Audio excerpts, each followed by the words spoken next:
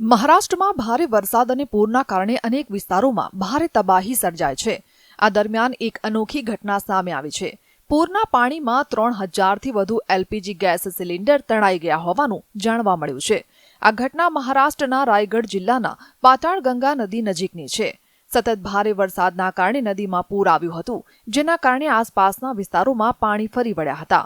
પનવેલ તાલુકાના એમઆઈડીસી વિસ્તારમાં એચપીસીએલના એલપીજી પ્લાન્ટમાં પણ પૂરના પાણી ઘૂસી ગયા હતા।